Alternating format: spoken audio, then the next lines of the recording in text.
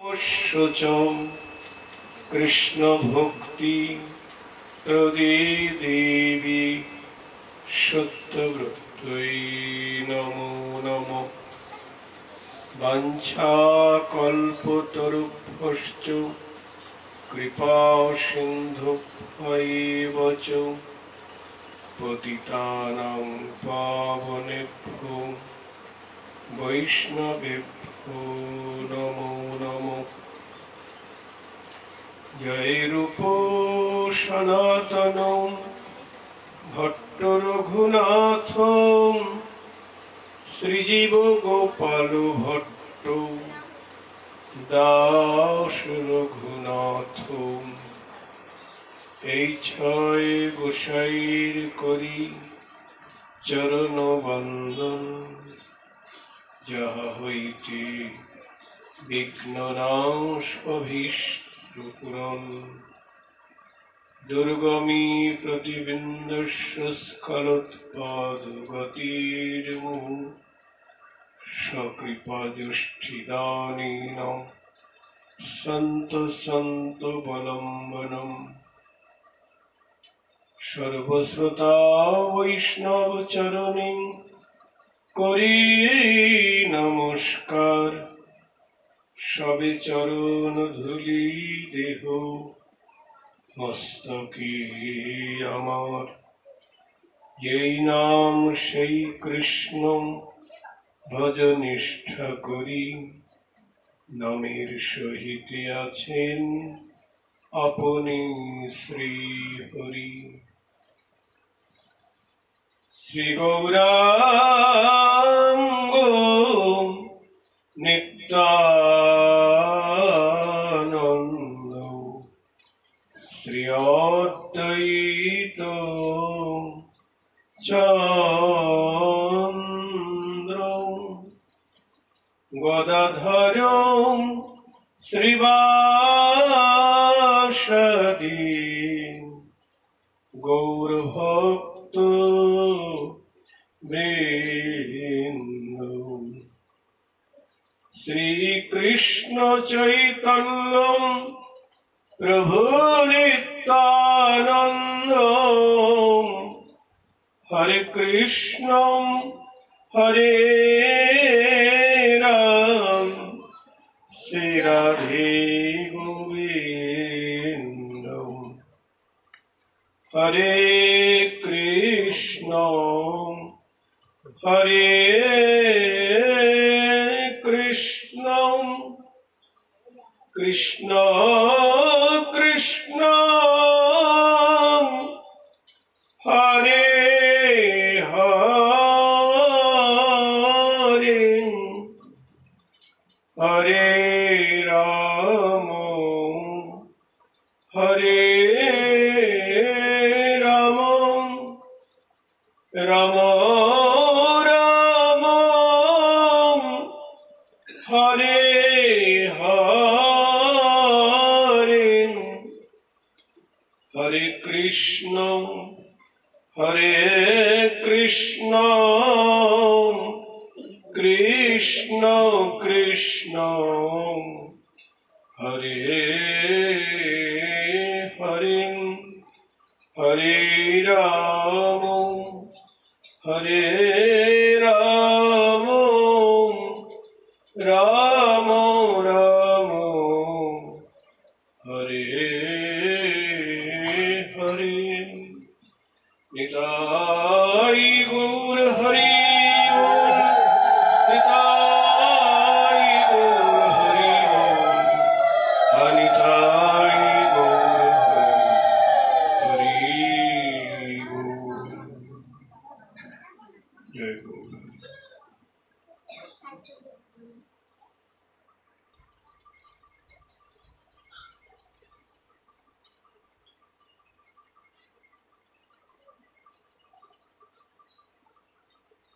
নিশীথে তমোদদ্ভুতে জায়মানি জনার্দনী দেবকাং দেবরূপিণ্যাং বিষ্ণু সর্বগুহাশয় আবিরাসীদ যথা প্রাচ্যাং দিশিন্দুরিব পুষ্কল।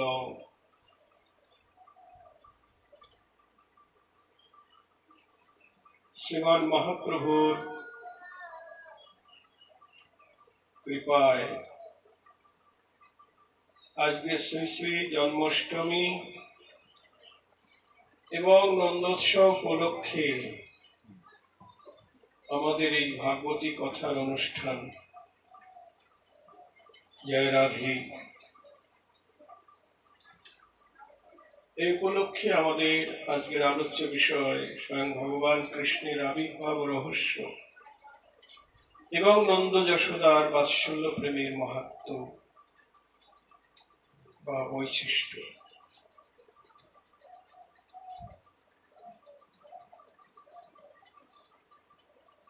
স্বয়ং ভগবান কৃষ্ণের আবির্ভাব লীলা সাক্ষাৎ অবতারীর অবতার।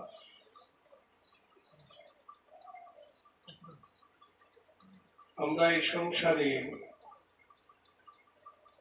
জন্মদিন পালন করি, ছেলে মেয়ের নিজের জন্মদিন, কিন্তু জন্মদিন পালন করার কোনো দরকার নেই। যারা হরিভক্ত, যারা গৌর গোবিন্দের ভক্ত, তারা নিজের জন্মদিন কখনো পালন করবে না। তারা গৌর গোবিন্দের জন্মদিন পালন করবে। কৃষ্ণ জন্মাষ্টমী, রাধাষ্টমী, গৌরাঙ্গের আবির্ভাব তিথি, নিতাই চাঁদের আবির্ভাব তিথি, অদ্বৈত প্রভুর আবির্ভাব তিথি, রামনবমী, এ সমস্ত তিথি আমাদের পালন করতে হবে।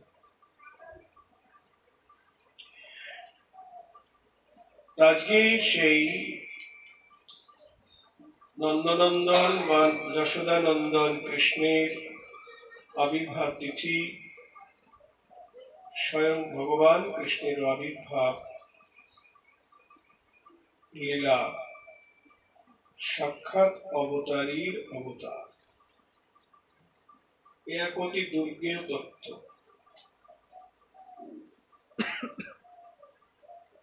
মানে প্রাকৃত মনে করলে বোঝা যাবে না, প্রাকৃত মন বুদ্ধির দ্বারা অনুভব করা যাবে না, এটা সকলের বোধগম্য নয়। অনেকের ধারণা যে বৈকুণ্ঠে নারায়ণই হচ্ছেন অবতার,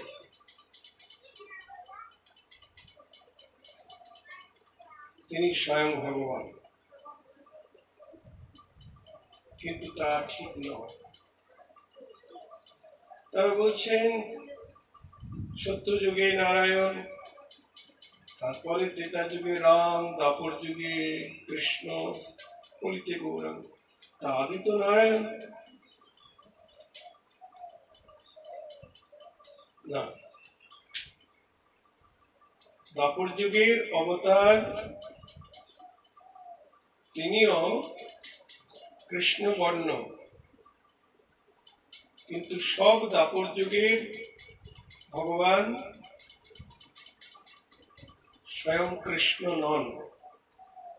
সর্ব অবতারের অবতারী যে কৃষ্ণ, সকল ভগবানের ভগবান, তিনি সব দ্বাপর যুগে আসেন না।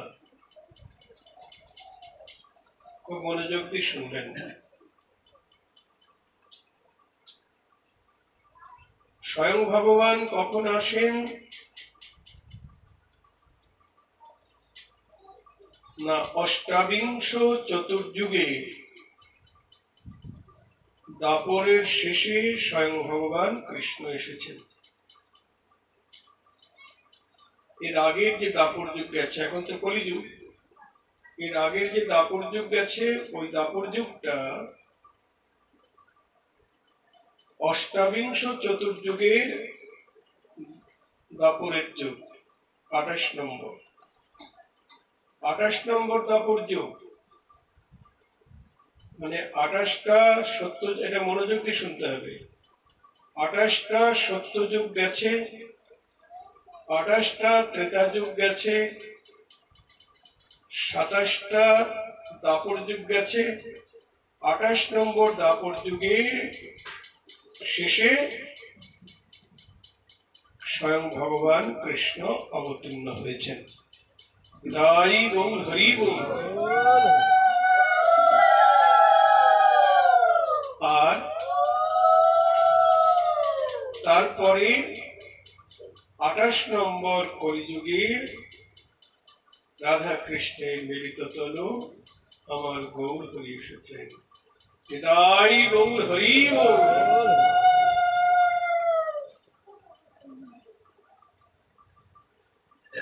কৃষ্ণস্তু ভগবান স্বয়ং, কৃষ্ণ হলেন স্বয়ং ভগবান।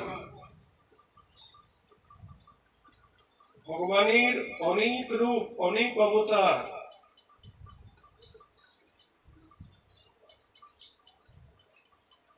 ব্রহ্ম সংহিতায় স্বয়ং ব্রহ্মা বলছেন, ঈশ্বর পরম কৃষ্ণ সচ্চিদানন্দ বিগ্রহ অনাদিরাদি গোবিন্দ সর্বকারণ কারণ। এই যে স্বয়ং ভগবান, ইনি ঈশ্বর নন, পরম ঈশ্বর। ঈশ্বর পরম কৃষ্ণ। ঈশ্বর অনেক হতে পারে, কিন্তু পরমেশ্বর একজনাই হয়। মানে সকল ঈশ্বরের ঈশ্বর যিনি, তিনি হলেন পরমেশ্বর। তিনি দ্বিভুজ মুরলীধারী কৃষ্ণ।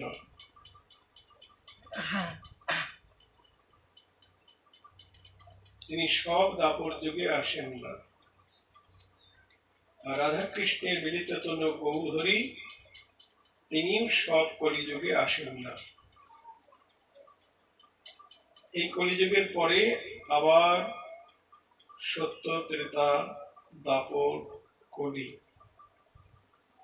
যা আসবে, সেই সমস্ত সত্য, ত্রেতা, দাপর, কলিতে স্বয়ং ভগবান আসবেন। এই পরবর্তী দাপরেও কৃষ্ণ আসবেন না, পরবর্তী কলিযুগেও মহাপ্রভু আসবেন না। এরকম 28টা সত্য যুগ যাবে, 28টা ত্রেতা যুগ যাবে, 28টা দাপর যুগ যাবে, 27টা দাপর যুগ যাবে, 28 নম্বর কলিযুগ দাপর যুগে কৃষ্ণ আসবেন স্বয়ং ভগবান। এবং 28 নম্বর কলিযুগে আবার গৌর হরি আসবেন। হরি গৌর, হরি গৌর। তাহলে দেখুন আমরা কত ভাগ্যবান, কত ভাগ্যবতী। স্বয়ং ভগবান গৌর হরির যুগে আমরা জন্ম নিয়েছি। এবং গৌর হরি আমাদের কি উপদেশ দিচ্ছেন? না, কৃষ্ণ ভজন কর। নিতাই চাঁদ হরিদাসকে বললেন, জগতের দ্বারে গিয়ে করই ভিক্ষা, ভজ কৃষ্ণ, কহ কৃষ্ণ, লহ কৃষ্ণ শিক্ষা। ইহা ছাড়া আন নাহি বলিবা বলাইবা। নিত্যানন্দ হরিদাসকে বলছেন, জগজীবকে কৃষ্ণ ভজন উপদেশ ছাড়া অন্য কোন উপদেশ দিবে না। তাদের কাছে ভিক্ষা চাইবে, তোমাদের কাছে আর কোনো ভিক্ষা চাই না, অন্ন বস্ত্র এসব না। তার কি চাই? তোমরা কৃষ্ণকে ভজন করো। ভজন মানে ভক্তি করা বা সেবা করা। ভজ কৃষ্ণ, কহ কৃষ্ণ। মুখে যদি কিছু বলতে হয় কৃষ্ণ কথাই বলো, অন্য কথা বলবে না। আর লহ কৃষ্ণ শিক্ষা, যদি কোনো বিষয়ে শিক্ষা গ্রহণ করতে হয় তাহলে কৃষ্ণ বিষয়ে শিক্ষা গ্রহণ করতে হবে। ইহা ছাড়া আর নাহি বলিবা বলাইবা। নিজেরাও বলবে না, কাউকে উপদেশও দেবে না। কিন্তু দুর্ভাগ্যের বিষয়, এমন মহাপ্রভুর যুগে, এমন করুণার অবতার আমার গৌর হরি চাঁদের যুগে কত আচার্যরা জগজীবকে ভুল পথে পরিচালনা করছে। দেখুন কত মত, এই বাংলার বুকে কত মত। কারো নাম করলে আবার অসুবিধা, কত মত। তারা গৌর হরিকে মানে না, নিতাই চাঁদকে মানে না, অথচ তাদের গোষ্ঠী অনেক বড়। জয় রাধে বলছে সৎসঙ্গ। আর যে সঙ্গে নিতাই গৌরের নাম নেই সেটা কি করে সৎসঙ্গ হয়? নিতাই গৌর হরি বল।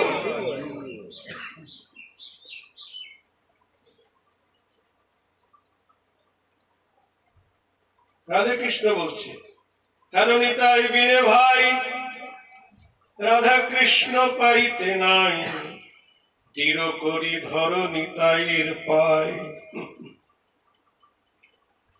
নিতার কৃপা ছাড়া রাধা কৃষ্ণকে কি করে পাবে? গোপীগণের যেই প্রেম কহে ভাগবতে, একলা নিত্যানন্দ হইতে পাইবে সকলেতে। নিতাই গৌর হরি বল। সেই নিতাইয়ের সঙ্গে যাদের সম্বন্ধ নাই, যারা নিতাইকে ভালোবাসে না, তাদেরকে নরোত্তম ঠাকুর কি বলছে জানেন? সে সম্বন্ধ নাই যার, বৃথা জন্ম গেল তার। যারা নিতাইকে ভালোবাসে না, তাদের জন্ম বৃথা গেল। সে সম্বন্ধ নাই যার, বৃথা জন্ম গেল তার। তারপরে কি বলছেন? সে পশু, সে পশু। নিতাইকে যে ভালোবাসে না, নিতাইকে যে আদর করে না, সে পশু। তবে যেমন তেমন পশু না, গরু ছাগল নয়। তবে সে পশু বড় দুরাচার। দুরাচার পশু কাকে বলা হয় গো? যারা মাংসাশী পশু, বাঘ, সিংহ, শিয়াল, কুকুর, এরা হলো দুরাচার পশু। যারা নিতাইকে ভজে না, নিতাইকে মানে না, তারা দুরাচার পশু। নিতাই গৌর হরি বল। নিতাই না বলি মুখে, মজিল সংসার সুখে, বিদ্যা কুলে কি করিবে তার। অহংকারে মত্ত হয়ে নিতাই পদ পাশরিয়ে, অসত্যের সত্য করি মানি, নিতাইয়ের করুণা হবে, রোজে রাধা কৃষ্ণ পাবে। ভজ নিতাইয়ের চরণ দুখানি। নিতাইয়ের করুণা হলেই ওদের রাধা কৃষ্ণের চরণ। নিতাইয়ের চরণ সত্য, তাহার সেবক নিত্য। নিতাই পদ সদা করবাস, নরোত্তম বড় দুঃখী, নিতাই মোরে করো সুখী। রাখো রাঙা চরণের পাশ। নিতাই গৌর হরি বল। গুরুধ্বনি।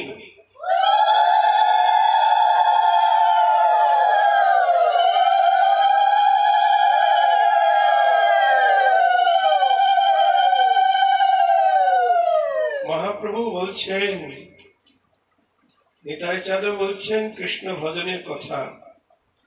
আমাদের মহাজন পদাবলিতেও বলছেন, ভজ হরে মন শ্রীনন্দনন্দন, অভয় চরণারবিন্দরে। দুর্লভ মানব জনম সৎসঙ্গী, দুর্লভ মানব জনম সৎসঙ্গী। তর হয়ে ভব সিন্ধুরে, ভজ হরে মন শ্রীনন্দনন্দন, অভয় চরণারবিন্দরে।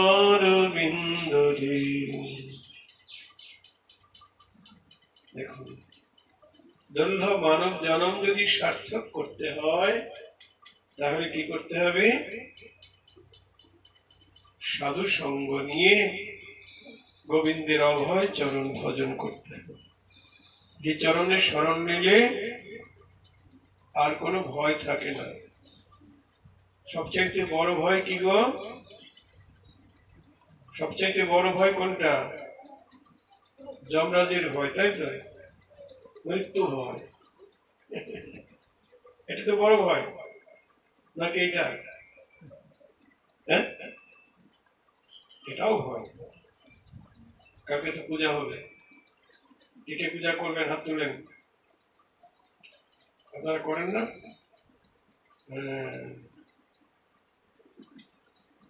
সব ভয় দূর হয়ে যাবে। গোবিন্দ চরণ ভজন করলে আর কেউ আপনার পিছনে লাগতে পারবে না, সবাই দূর থেকে আপনাকে প্রণাম জানাবে। যমরাজ স্বয়ং ভয়, যার নাম শুনলে ভয় পর্যন্ত ভয় পায়, মানে ভয়, ভয় বলতে যমরাজ। যমরাজ তার দূতগণকে বলেছেন যে সবাইকে ধরে আনবে, কিন্তু যারা আমার গৌর গোবিন্দের ভজন করে তাদের কাছে তোমরা যাবে না। নিতাই গৌর হরি বল। দেখুন, ওই অজামিল, ভাগবত অজামিলের কথা আছে না? অজামিল দস্যু, সারা জনম দস্যুবৃত্তি করেছে, অসৎ সঙ্গে কাটিয়েছে। মৃত্যুকালে পুত্রের নাম নারায়ণ,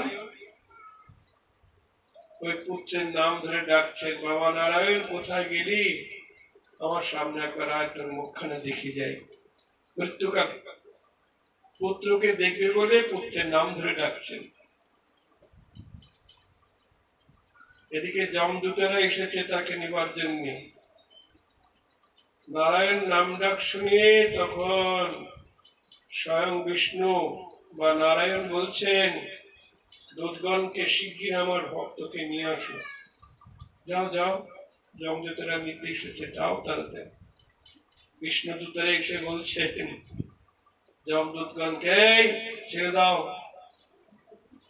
তোমরা কে? আমরা বৈকুণ্ঠ থেকে এসেছি, কি চাও? ওটা আমরা নিয়ে যাব। কেন? ও সারা জীবন পাপ করেছে, ওর স্থান নরকে।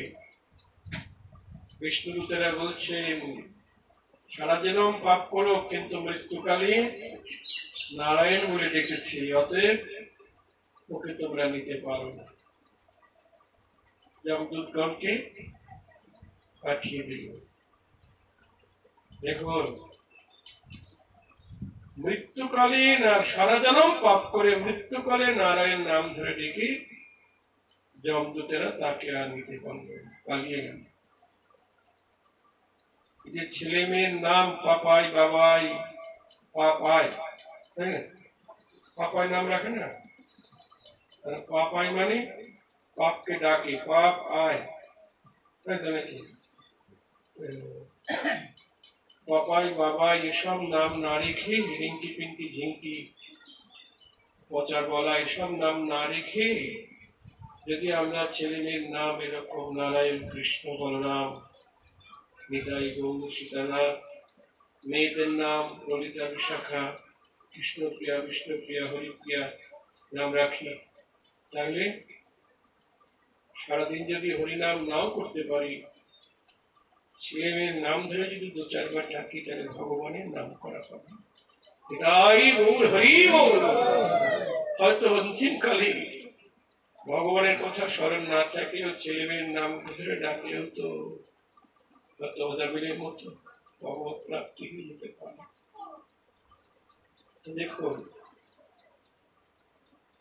আজকে নন্দ যশোদার ছেলের নাম কৃষ্ণ। কৃষ্ণের আজ আবির্ভাব তিথি বা জন্ম তিথি। কৃষ্ণের আবির্ভাব তিথিকে কি বলা হয়? জন্মাষ্টমী, তাই না? আমরা তো জানি ভগবানের জন্ম হয় না, ভগবান আবির্ভাব, ভগবানের আবির্ভাব হয়। কিন্তু এখানে জন্ম বলছি কেন, জন্মাষ্টমী বলছি কেন? ভগবানেরও জন্ম হয়, সব জায়গা হয় না। ভগবানের জন্ম, সেটাই আমরা আজকে আস্বাদন করব। বলছেন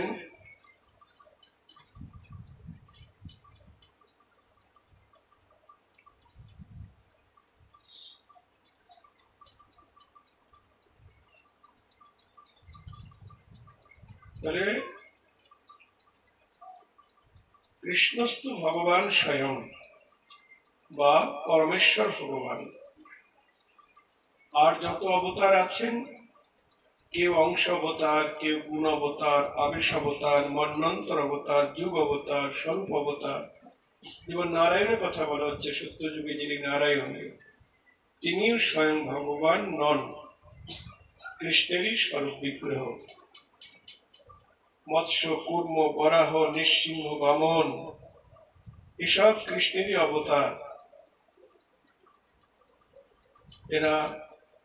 এছাড়া যুগ অবতার আছে, প্রত্যেক যুগে যুগ অবতার আসেন, সত্য যুগে, ত্রেতা যুগে, দাপর যুগে, কলি যুগে, তারাও কৃষ্ণের অংশ। তারপর এই যে ব্রহ্মা, বিষ্ণু, মহেশ্বরকে আমরা বলি তারা ভগবান, হ্যাঁ, তারাও ভগবানের অংশ। এরা হলেন গুণ অবতার। ব্রহ্মা, বিষ্ণু, মহেশ্বর এরা গুণ অবতার, সত্য, রজ এবং তম তিন গুণের অবতার। এরা হলো সৃষ্টি, স্থিতি এবং পালন করবার জন্য। এরকম ব্রহ্মা, বিষ্ণু, মহেশ্বর একজন দুজন না, অনন্ত ব্রহ্মাণ্ড আছে। আর প্রতি ব্রহ্মাণ্ডে তিনজন করে আছে, ব্রহ্মা, বিষ্ণু, মহেশ্বর। প্রতি ব্রহ্মাণ্ডে এরকম অনন্ত ব্রহ্মাণ্ড আছে। অনন্ত ব্রহ্মাণ্ডের সৃষ্টি, স্থিতি পালনের জন্য তাহলে কত ব্রহ্মা, বিষ্ণু, মহেশ্বর আছে। জয় নিতাই। মনোযোগ দিয়ে শুনছেন তো? ব্রহ্মা, বিষ্ণু, মহেশ্বর কজন? কতজন গো? অনন্ত। অনন্ত ব্রহ্মা, অনন্ত বিষ্ণু, অনন্ত মহেশ্বর। একবার আমাদের এই ব্রহ্মাণ্ডের সৃষ্টিকর্তা যিনি, তার নাম হলো চতুর্মুখ ব্রহ্মা। তো এই ভদ্রলোক একবার দ্বারকায় এসেছেন। হ্যাঁ, দ্বারকায় কৃষ্ণের সঙ্গে দেখা করবেন। তা দাঁড়ি জিজ্ঞেস করছে, আপনি কি? বলছে, আমি ব্রহ্মা, আমি গোবিন্দের দর্শন পেতে চাই। তো দাঁড়ি বলছে, একটু অপেক্ষা করুন, আমি জিজ্ঞেস করে আসি। কৃষ্ণের কাছে গিয়ে বলছেন, ব্রহ্মা এসেছেন আপনার দর্শন প্রার্থী। তো কৃষ্ণ আবার জিজ্ঞেস করেছে, কোন ব্রহ্মা? কোন ব্রহ্মা এসেছেন? দাঁড়িয়ে এসে বলছে, আপনি কোন ব্রহ্মা? ব্রহ্মা চমকে উঠেছেন, কি বলেন? কোন ব্রহ্মা মানে আমি ছাড়া আরো ব্রহ্মা আছে নাকি? মনে মনে ভাবছে। ঠিক আছে, তুমি কি বলো, আমি চতুর্মুখ ব্রহ্মা। দাঁড়িয়ে গিয়ে বললেন, চতুর্মুখ ব্রহ্মা এসেছেন। কৃষ্ণ বলছে, ঠিক আছে, আসতে বলো। চতুর্মুখ ব্রহ্মা গেলেন, গোবিন্দকে প্রণাম করলেন। শ্রী গোবিন্দ কুশল বার্তা জিজ্ঞেস করছে, বলছে সব ঠিক আছে, কিন্তু প্রভু একটা কথা আমার মনে যাচ্ছে। আপনি জিজ্ঞেস করেছেন আমি কোন ব্রহ্মা। ও, এই কথা, ঠিক আছে, আমি বলছিলাম, একটু অপেক্ষা করে আমি বলছি, বস। কৃষ্ণ মনে মনে অনন্ত ব্রহ্মাণ্ডের ব্রহ্মাগণকে স্মরণ করলেন। জয় রাধে। অনন্ত ব্রহ্মাণ্ডের ব্রহ্মাগণকে, অনন্ত ব্রহ্মাণ্ডের ব্রহ্মা সব আসতে লাগলো। এনার তো 4টি মাথা, আর তাদের এক একটা, কারো 10 মাথা, কারো 100টা, কারোটা 1000 মাথা, আর 1000 মাথায় 1000টা মুকুট, খানার ছিল 70। সব এসে ওই অবস্থা প্রণাম করছে। প্রণাম করছে, প্রণাম করে জিজ্ঞেস করছে, প্রভু আমাদের স্মরণ করেছেন? হ্যাঁ, অনেকদিন তোমাদের সঙ্গে দেখা সাক্ষাৎ নেই তো, একটু স্মরণ করেছি। সব কুশল তো? বলছে আপনার কৃপায় সব ঠিক আছে। ঠিক আছে, এখন তোমরা যাও। সব ব্রহ্মা চলে গেলেন। এবার চতুর্মুখ ব্রহ্মাকে গোবিন্দ জিজ্ঞেস করছেন, তুমি যেন কি জিজ্ঞেস করছিলে? তুমি ছাড়া আর কোন ব্রহ্মা আছে নাকি? যে প্রভু আমায় ক্ষমা করুন। চরণে পড়ে লুটিয়ে পড়ে বলছে, প্রভু আমায় ক্ষমা করুন, আমার অহংকার চূর্ণ হয়ে গেছে। আমি যে অহংকার করেছিলাম আমি একমাত্র ব্রহ্মা, সে অহংকার চূর্ণ করাবার জন্য প্রভু তোমার এই লীলা। দেখুন, অনন্ত ব্রহ্মাণ্ডে অনন্ত ব্রহ্মা আছে সৃষ্টি কার্য করার জন্য, অনন্ত বিষ্ণু আছে পালন করবার জন্য, অনন্ত শিব আছে সংহার করবার জন্য। নিতাই গৌর হরি বল। কিন্তু কৃষ্ণ একজনাই। জয় রাধে। স্বয়ং ভগবান একজনাই। তাহলে ভগবানের এরকম অনেক অবতার, অংশ অবতার, গুণ অবতার, মন্বন্তর অবতার, যুগ অবতার, শক্তি অবতার, আবেশ অবতার, এরকম অনেক অবতার আছে। ব্যাস, পৃথু, নারদ, এসব ভগবানের অবতার। কেউ অংশ, কেউ অংশের অংশ, আবার কেউ তার অংশ। অংশ কলা এরকম। কিন্তু কৃষ্ণ স্বয়ং ভগবান। এই ভগবত তত্ত্ব সবাই জানে না। গীতায় কৃষ্ণ বলছেন অর্জুনকে, বল,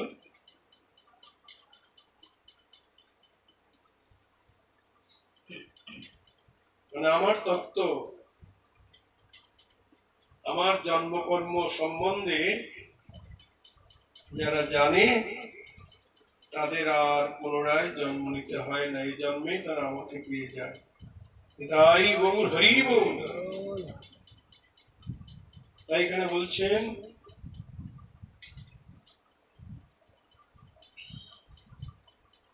মহাজন লিখছেন, অপ্রপঞ্চাৎ প্রপঞ্চে অবতরণম অবতারো। সেই প্রপঞ্চের অতীত যে নিত্যধাম, সেই নিত্যধাম থেকে যে ভগবৎ পুরুষ সেই মর্তলোকে নেমে আসেন, তিনি হচ্ছেন অবতার। অবতরো ইতি অবতারো। সুতরাং এই অবতারের সঙ্গে অংশ কলা স্বয়ং ভগবানের কোনো সম্পর্ক নেই। বিশেষ করে যে সকল ভগবৎ স্বরূপ কোনদিন অবতীর্ণ হন না, যেমন নারায়ণ চতুর্বাহু রূপে জগতে কোনো লীলা নেই। লীলা করেছেন নারায়ণ চতুর্বাহু না। সেই সকল স্বরূপে থেকে যে সকল স্বরূপ বিশ্বে আবির্ভূত হন, তাদের সমধিক কারুণ্য এবং মহিমা প্রকাশ পায়। কেন আসেন তারা? ভক্ত বাৎসল্য এবং করুণার আকর্ষণে তারা বিশ্বে আবির্ভূত হন। বৈকুণ্ঠের উপরে যে সাক্ষাৎ গোলক বৃন্দাবন, সেই বৃন্দাবনে যে স্বয়ং ভগবান ব্রজেন্দ্র নন্দন, তিনি জীব জগতের উপরে করুণা করে জগতে নেমে আসেন।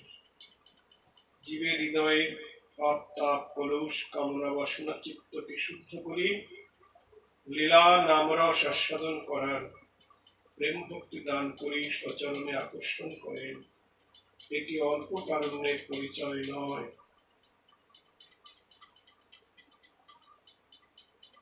চৈতন্য চরিতামৃতে বলছেন, ভগবান যদি ছুটে ভক্তে ভক্তি মুক্তি দিয়া কবু প্রেম না দেন, নিজে রাখে লুকাইয়ে। ভগবানের স্বভাব কি? ভগবানের চরণ যদি কেউ পেতে চায়, তাহলে ভগবান কি করে? তাকে লাড্ডু দিয়ে ভুলিয়ে রাখতে চেষ্টা করে। লাড্ডু মানে যেমন বাচ্চা ছেলে কাঁদছে, হ্যাঁ, মায়ের অনেক কাজ, সংসারের কাজ, ওকে কোলে নিয়ে বসে থাকলে তো হবে না, সংসারের কাজ করতে কিছু লাড্ডু টাড্ডু দিয়ে খেলনা দিয়ে ভুলিয়ে রাখে। ও তৈরি পেয়ে ভুলে থাকে, মা সংসারে কাজ করতে লাগলে। তেমনি আমরা ভগবানের চরণ চাই, কিন্তু ভগবান দেবে না। বলছে ভগবান যদি ছুটে ভক্তের ভক্তি মুক্তি দিয়া ধর্মৈশ্বর্য কামমোক্ষ দেয়, কিন্তু প্রেম না দেন নিজে রাখে লুকাই। প্রেম সম্পদ দেয় না কেন? না, প্রেম দিলে যে ভক্তের কাছে বিক্রি হয়ে যেতে হবে। এটাই গৌর হরি গৌর, এই জন্য প্রেম দেয় না। কিন্তু যে একেবারে নাচর বান্দা তাকে দেয়। তবে এটাও সত্য, চৈতন্য চরিতামৃতে বলেছেন, আমা ভজে জীব চায় বিষয় সুখ, অমৃত ছাড়ি বিষ মাগে সে বড় মূর্খ। অনেকে আমরা গোবিন্দ মন্দিরে বা গৌরাঙ্গের মন্দিরে যাচ্ছি, কিন্তু কৃষ্ণের কাছে কি চাইছি? তোমার ছেলে চাকরি হলে তোমার বাসি দেবো, মেয়ের বিয়েটা হয়ে গেলে তোমার গলার হার দেবো, ব্যবসায় লাভ হলে মন্দির বানিয়ে দেবো, এইসব বলি না? হ্যাঁ, ছেলের অসুখ সেরে গেলে বৈষ্ণব সেবা দেবো। বলুন, এগুলি কি ভালোবাসা? এগুলি কৃষ্ণকে চাওয়া হচ্ছে না। ছেলের অসুখ সারানো, মেয়ের বিয়ে, ব্যবসা করছে। এবং ব্যবসা করে যারা, তারা,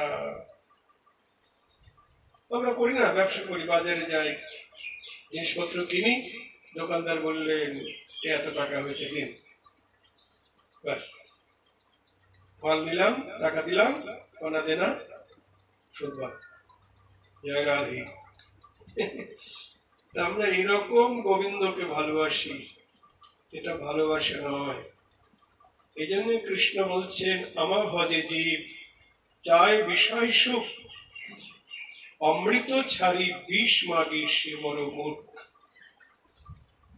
আমি হলাম অমৃত, আর বিষয় হলো কি? বিষয় কি গো? বিষয় মানে বিষয় মানে কি? বিষ। বিষয় কাকে বলে? বাড়ি গাড়ি টাকা পয়সা, এসবই তো বিষয়। ছেলে একটা ছেলে চাই, এটাও বিষয়। হ্যাঁ, ছেলে হলে আনন্দ, মেয়ে হলে দুঃখ, এসব বিষয়। নরোত্তম ঠাকুর ওই জন্য বলছে, আর কবে নিতাই চা করুণা করিবেন। তারপরে সংসার বাসনা কবে তুচ্ছ হবে, বিষয় ছাড়িয়া কবে শুদ্ধ হবে মন, কবে হামে হেরি বসে মধুর বৃন্দাবন। কথা, বৃন্দাবনে গেলেও বৃন্দাবন দর্শন হবে না যদি মন শুদ্ধ না হয়। দর্শন হবে? আগে তো বিষয় ছেড়ে আমরা বৃন্দাবনে গেছি সবাই, একবার যাত্রা করলে আর ফিরে আসবে বলে আশা ছিল না, তাই না? জন্মের মতো বিদায় দিত, অনুরাগটাও প্রবল ছিল। কিন্তু এখন আমরা বিষয় ছেড়ে যাচ্ছি, কিন্তু বিষয় আবার সঙ্গে নিয়ে যাচ্ছি। বলুন তো কি? হ্যালো, বৃন্দাবনে গেছি, কিন্তু বৃন্দাবনে কি বলছি সব ঠিকঠাক আছে তো? ব্যবসা বাণিজ্য, হ্যাঁ, নাতিটা ভালো আছে তো? একটা ভিডিও কল কর, একটু দেখি মুখখানে। তাহলে বিষয় ছেড়ে শুদ্ধ হবে কি করে মন? বিষয় সঙ্গে নিয়ে যাচ্ছি। বিষয়ে ছাড়িয়া কবে শুদ্ধ হবে মন। ফোনটা চালু আছে অনেকেরই, হয়তো সবার হাতে আছে, কিন্তু বন্ধ রাখাই ভালো। ফোন এসে গেলে আবার ওদিকে মন চলে যাবে। বিষয় ছাড়িয়া কবে শুদ্ধ হবে মন, কবে হবে হেরি বসে মধুর বৃন্দাবন। রঘুনাথ পদে হইবে আকুতি, কবে হাম বুঝ বসে যুগল প্রীতি। রূপ রঘুনাথ পদে রঘু কুমর আস, প্রার্থনা করই সদা নরোত্তম দাস।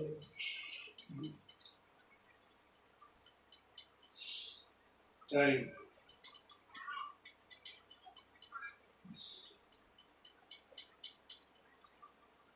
কৃষ্ণ বড় কৃপালু।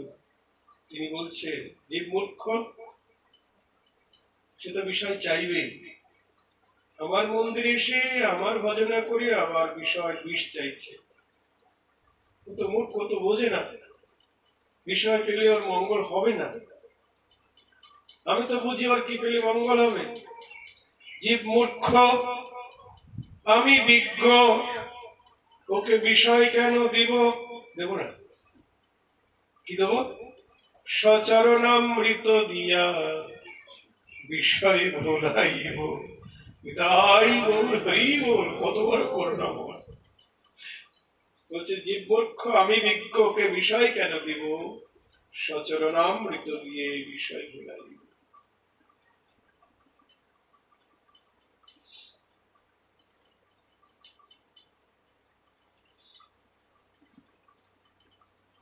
তাই কৃষ্ণ করুণার সাগর।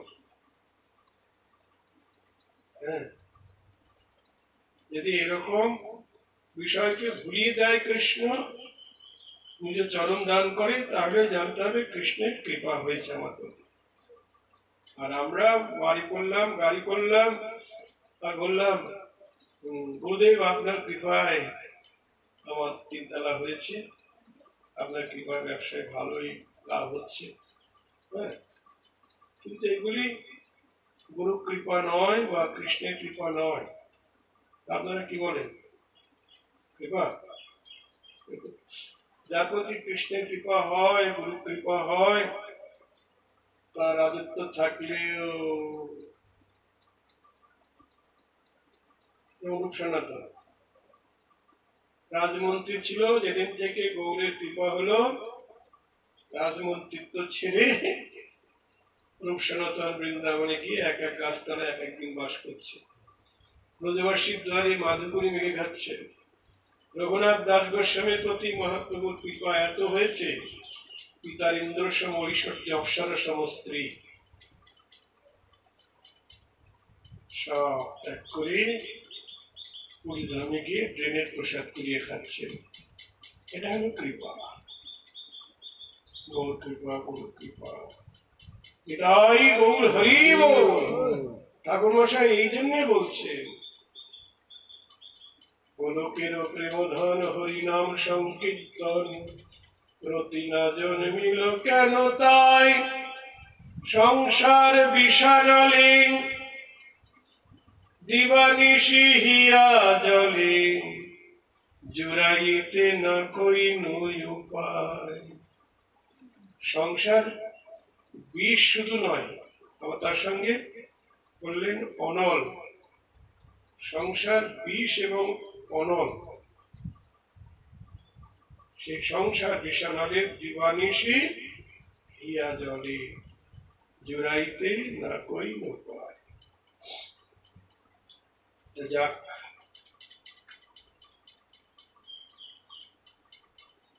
কৃষ্ণ তাই স্বয়ং ভগবান আসেন জীব হৃদয়ের সেই পাপ তাপ কলুষ নাশ করবার জন্য, কামনা বাসনা যুক্ত চিত্তকে শুদ্ধ করে লীলা নামরস আস্বাদন করবার জন্য।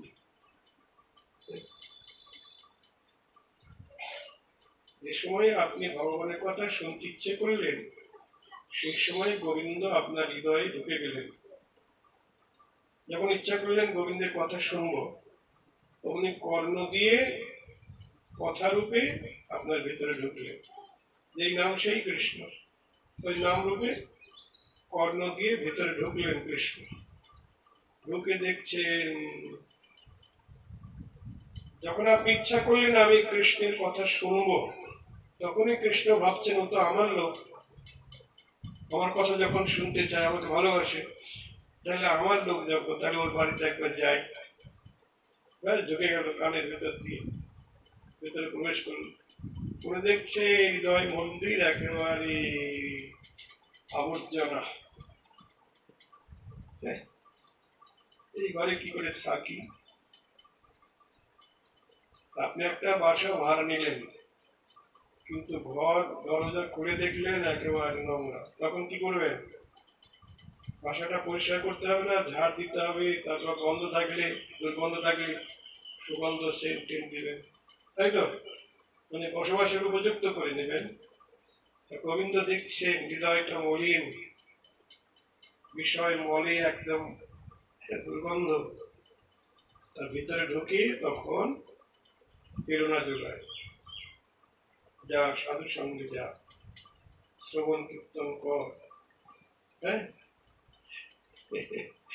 প্রেরণা দিয়ে হৃদয় শুদ্ধ করার। কোন ভাগ্যে কোন জীবের শ্রদ্ধা যদি হয়, তবে সেই জীব সাধু সঙ্গ করায়। সাধু সঙ্গ হইতে হয় শ্রবণ কীর্তন, শ্রবণ কীর্তন হইতে হয় অনর্থ নিবর্তন, অনর্থ নিবৃত্তি হইলে ভক্ত নিষ্ঠা হয়, নিষ্ঠা হইতে শ্রবণার্থে রুচি উপজয়, রুচি হইতে কৃষ্ণে জন্মে আসক্তি প্রচুর, আসক্তি হইতে কৃষ্ণে জন্মে প্রীতির অঙ্কুর, সেই প্রীতি কারো হয়ে ধরে প্রেম নাম, সেই প্রেম প্রিয়জন সত্যানন্দ ধাম। নিতাই গৌর হরি বল। একদম প্রেম পর্যন্ত প্রাপ্তি করিয়ে দেয় কৃষ্ণ ভিতরে ঢুকে। তাই এটি অল্প কারণের পরিচয় নয়, বিশাল করুণা। সুতরাং অবতারার্থে অবতারও আসেন, অংশ কলাও আসেন। এখন স্বয়ং ভগবান সর্বাবতারী কৃষ্ণের আবির্ভাব। ব্রহ্মা বলছেন, মহাজন বলছেন, ব্রহ্মার একদিনে দেহ একবার অবতীর্ণ হয়ে করেন প্রকট বিহার। ব্রহ্মার একদিনে কৃষ্ণ এসে প্রকট বিহার করেন। তা ব্রহ্মার একদিন সমান কত? দেখো, ব্রহ্মার একদিন সমান, মনোযোগ দিয়ে শুনুন, ব্রহ্মার একদিন কত বড়? দেখো, আমাদের একদিন মানে 12 ঘন্টা, আর ব্রহ্মার একদিন মানে সত্য, ত্রেতা, দাপর, কলি 4 যুগ মিলে এক দিব্য যুগ। এরকম 71 দিব্য যুগে 1 মনুর পরমায়ু, আর 14 মনুর পরমায়ু সমান ব্রহ্মার একদিন, আরো 14 মনুর পরমায়ু সমান ব্রহ্মার 1 রাত্রি। হিসাব করুন, শুধু যুগের হিসাবটাই করুন। সত্য, ত্রেতা, দাপর, কলি 4 যুগ, 4 যুগ মিলে 1 দিব্য যুগ, আর 71 দিব্য যুগে 1 মনুর পরমায়ু। ব্রহ্মার পুত্র মনু, 1 মনুর পরমায়ু 14 মানে 71 চতুর্যুগে। 71কে 4 দিয়ে গুণ করুন, কত হচ্ছে? 284 যুগে 1 মনুর পরমায়ু, আর এরকম 14 মনুর পরমায়ু সমান ব্রহ্মার একদিন, আবার 14 মনুর পরমায়ু সমান ব্রহ্মার 1 রাত্রি। তা ব্রহ্মার একদিনে কৃষ্ণ অবতীর্ণ হয়ে লীলা করেন। এত দীর্ঘদিনের পরে বৈবস্বত মন্বন্তরে 14টি তো মন্বন্তর, তার মধ্যে 7ম মন্বন্তরে, অর্থাৎ এখন যেটা প্রবহমান এই বৈবস্বত মন্বন্তর, এই মন্বন্তরে অষ্টাবিংশ চতুর্যুগে দাপরের শেষে একবার স্বয়ং ভগবান কৃষ্ণের আবির্ভাব ঘটে। এই নিয়ম বা সময় এর কোনো ব্যভিচার হয় না। সুতরাং সেই সময়টি জেনে প্রকৃতি রানী দিনের পর দিন আগ্রহী স্বয়ং ভগবানের পাদস্পর্শে ধন্য হবেন বলে তার যত সৌন্দর্য যত মাধুর্য প্রকাশ করে গোবিন্দের প্রতীক্ষায় দিন কাটাচ্ছিলেন প্রকৃতি রানী। গোবিন্দ আসবেন, তার পদার্পণে আমি ধন্য হব। একদম সুমেরু হিমাচলাদি যে সকল শৈল শিখর মালা স্বয়ং ভগবানের মহত্বে আসন পেতে দিয়েছিলেন জীবের হৃদয়ে, বিশাল জলনিধি অনন্ত সিন্ধু স্বয়ং ভগবানের অসীমতায় তার গাম্ভীর্যের স্মৃতি জীবের হৃদয়ে অঙ্কিত করে দিয়েছিলেন।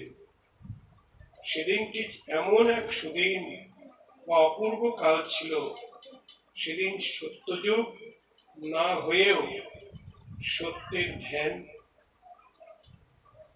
তপস্যা, ত্রেতা যুগ না হয়ে ত্রেতা যুগের যাগযজ্ঞ, কলিযুগ না হয়ে কলিযুগের হরিনাম সংকীর্তন, যুগপথ সবই এক সময় এই ধরনীতে প্রকটিত হয়েছিল।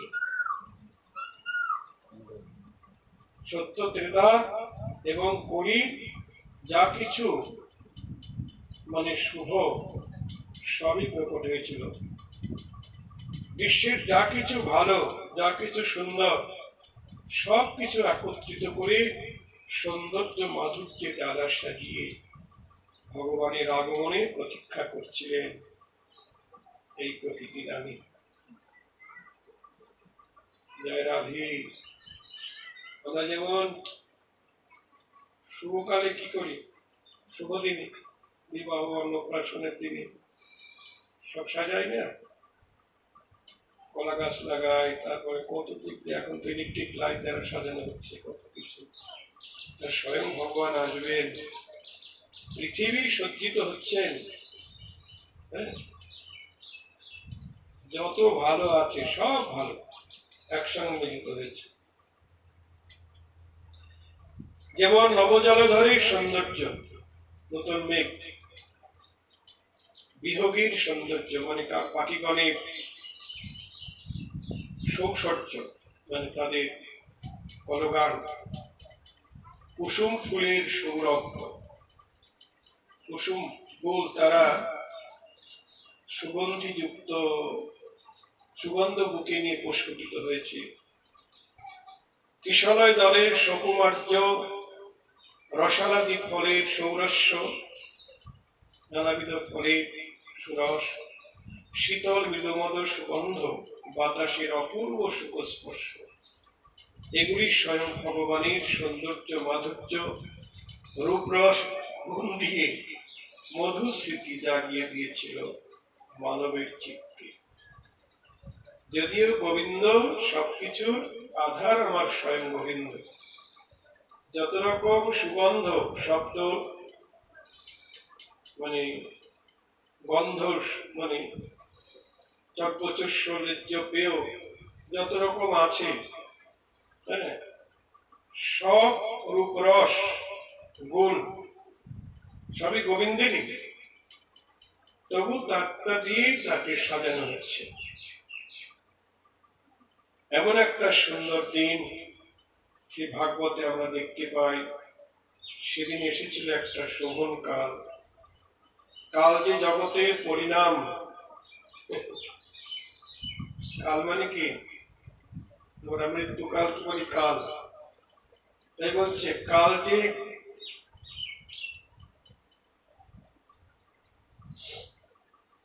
পরিণাম আনয়ন করে, এই সচ্চিদানন্দ বিগ্রহ স্বয়ং ভগবান শ্রী গোবিন্দ, তিনিও কালেই আবির্ভূত হন এবং কালেই তিরোহিত হন। তিনিও কালকে অঙ্গীকার করেছেন। জয় রাধে। কালকে অঙ্গীকার করেছেন, এজন্যই এখন ভগবানের অবতরণ সময় কালের এত উল্লাস। কালকে আশ্রয় করেছেন কেন? লীলা বিলাস করবার জন্য। অনুগ্রহায় ভক্তানাম মানুষম তনুস্থিতম ভজতে তাদৃশী ক্রিয়া যা সত্তা তৎপর ভবেৎ। জগৎজনকে অনুগ্রহ করবার জন্য আমি জগতে অবতীর্ণ হয়ে এমন অমানসিক লীলা করব, যে লীলা শ্রবণ কীর্তন করে জগজীব আমার প্রতি ভক্তি পরায়ণ হয়। নিতাই গৌর হরি বল। জগৎকে অনুগ্রহ করবার জন্য তাই কাল তার ভান্ডারে যা ভালো বস্তু ছিল সবই প্রকট করেছিলেন। সেদিন ছিল কি গো, আজকের দিন রোহিণী নক্ষত্র, আর কি বুধবার, আজকে অবশ্য শনিবার। সেদিন গ্রহ নক্ষত্র আদি যত উচ্চ উচ্চ স্থানে অবস্থান করে মঙ্গলময় ভগবানের আবির্ভাবে নিজেকে ধন্য করেছিল। সবারই সাথ, সব তিথি নক্ষত্র সবারই সাথ যেন গোবিন্দ সেবায় লাগিতে পারি।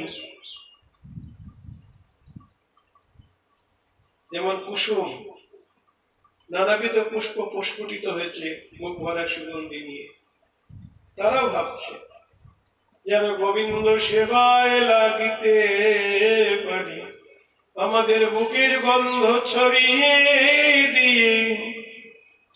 পবন ভাবছে আমি কেন বঞ্চিত হব। পবন কুসুমের গন্ধ বুকে নিয়ে তিনি মৃদুমন্দ গতিতে বয়ে চলেছে গোবিন্দ সেবার জন্য। নিতাই গৌর হরি বল।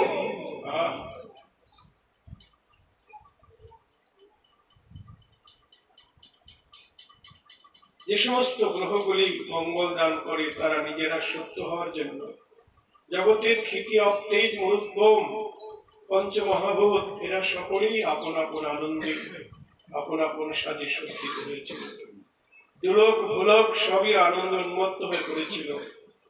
দেবগণ, গন্ধর্বগণ, কিন্নরী কিন্নরগণ ভগবানের যশোগাথা গান করছিলেন। দেবতাগণ, মনি ঋষিগণ কুসুম বর্ষণ করছিলেন বিশ্বে। এইরূপ উত্তম কালী স্বয়ং ভগবান শ্রী ব্রজেন্দ্র নন্দন আবির্ভূত হলেন। নিতাই গৌর হরি বল।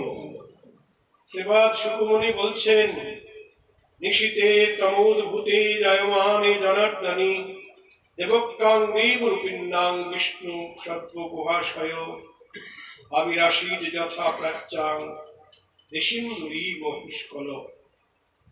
নিশীতে তমোদ্ভূতে ভাদ্র কৃষ্ণাষ্টমী মধ্যরাত্রে বিশাল অন্ধকার জাত হয়েছিল। ভাদ্র মাসে কৃষ্ণ অষ্টমী তিথি, এখন ভাদ্র মাস আসেনি কিন্তু এটা ভাদ্র কৃষ্ণ অষ্টমী তিথি, তিথি চলে এসেছে। শ্রাবণ মাসের আজকে 30 তারিখ। তাই বলছেন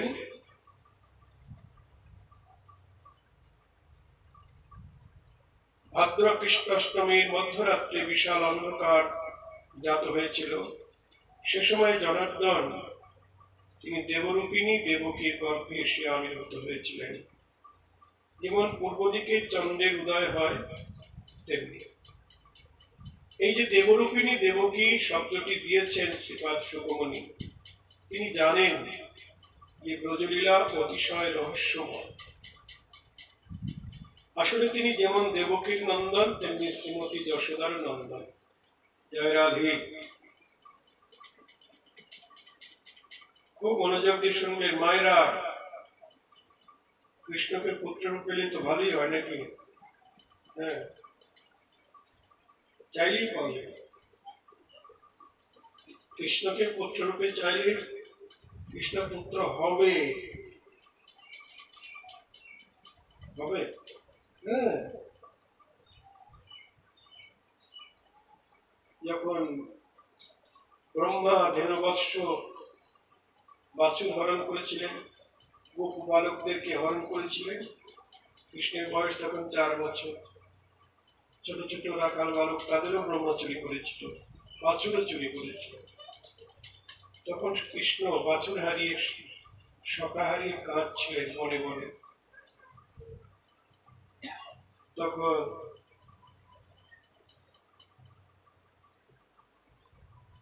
আপনারা বলবেন আচ্ছা, কৃষ্ণ কি জানে না তার রাখাল বালক বাছুর কে নিয়েছে? জানে। কে নিয়েছে জানে? গো মায়েরা জানে? কৃষ্ণ জানে না। জানলে কাঁদবে কেন? যদি জানবে তাহলে খুঁজবে কেন? যদি জানবে তাহলে কোথায় আছে গিয়ে যে করে হোক নিয়ে আসবে। জানে না কেন? কৃষ্ণ এখন আত্মহারা হয়ে গেছে। আত্মহারা মানে সে যে ভগবান, সে যে অন্তর্যামী, এই জ্ঞান হারিয়ে গেছে। কোথায় হারিয়ে গেছে? ভগবানের ভগবত্তা হারিয়ে গেছে। খুব মনোযোগ দিয়ে শুনবেন, ভগবানের ভগবত্তা হারিয়ে গেছে। কোথায় হারিয়ে গেছে? ব্রজবাসী ভক্তের প্রেমের সমুদ্রে। জয় রাধে।